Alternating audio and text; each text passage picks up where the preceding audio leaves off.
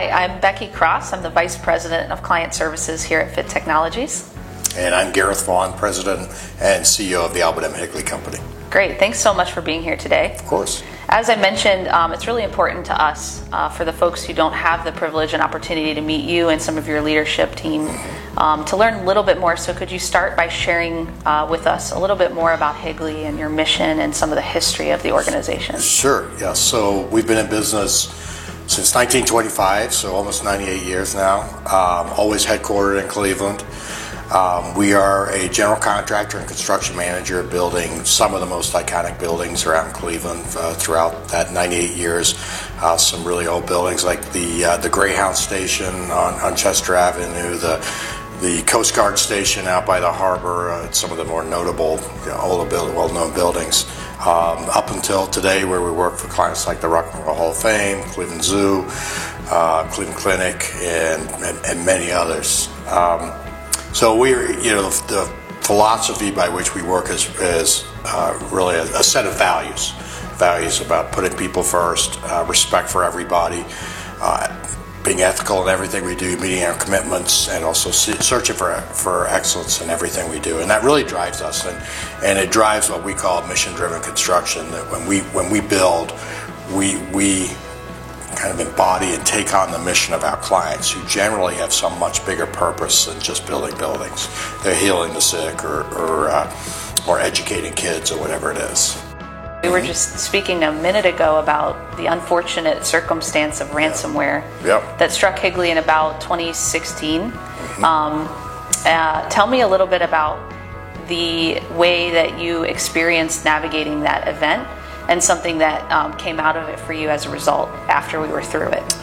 Yeah, so the way I experienced it was pretty innocuous in that because of Fit, and it didn't affect me much at all. I think we might have had a day where we couldn't get online or we couldn't get into our files, and and I went out and visited construction sites.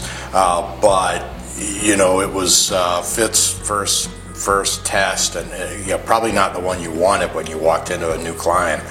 But the way Fit handled it, I think, really endeared us to you to us.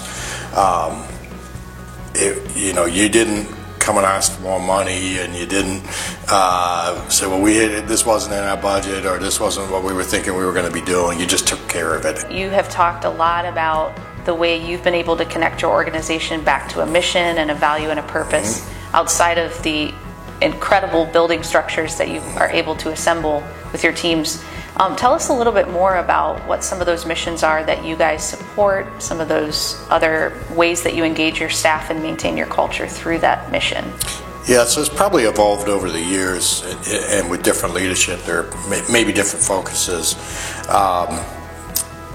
Because of my background, where I grew up and how I grew up, I'm very focused on people who have less and who maybe don't have the same opportunities as the rest of us, and also the inequities in our communities, particularly as it relates to race. Those kind of causes are very, very important to me. And I think also fit within the construct of what's important to the Higley family, which is really social services. Organizations like Metro Health that really is focused on closing the disparity of healthcare access for everybody. Something I've always admired is when you refer to Fit, you refer to us consistently as partners. What about our organization makes that so easy for you? Well, first it comes down to people, right? The people we've met from the very beginning with Mickey and Michelle, and now you and Fred and Matt and Tim. It's about people. You have taken the time to get to know our organization and what it is we're trying to achieve. So you haven't acted like a vendor, and frankly, if you did, we wouldn't work with you. We want to work with people to where they care about where we're trying to get, and we care about where they're trying to get, and also that we share values. I know Fit is as invested in the community as we are. and I know you have a culture of respect, and so that's really important to us. And the benefit, I think, to you and to our other partners is when people come to us, as they do every single day. I mean, I can't tell you how many IT companies reach out to me every day and say, we can probably do it cheaper. And I said, well, I don't know if you can or not, but I don't want you to, or I tell them to call you.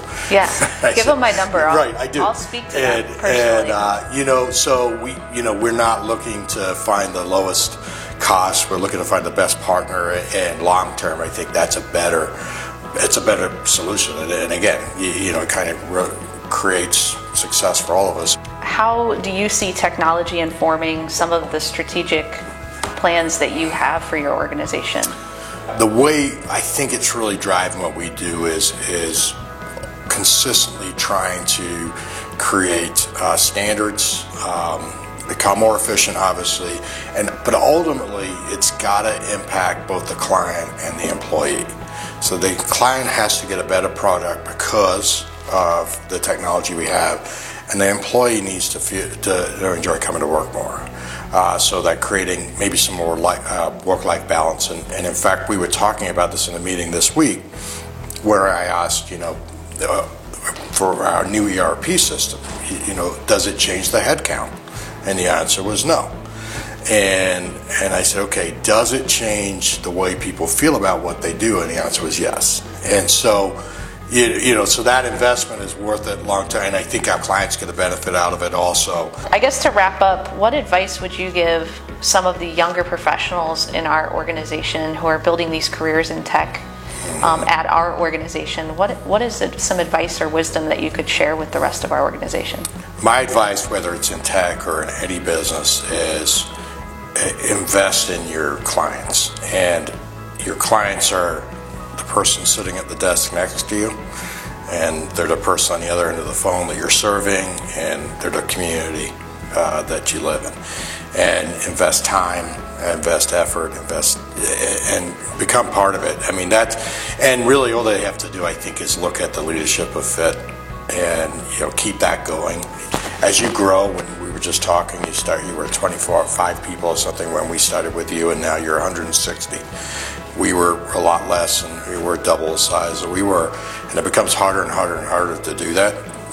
But I think if the younger employees and professionals of this company look at what you do and what Michelle does and others do, and take it and make it their own and build on that, I don't think they'll go as far. This company will go as far as you want to take it.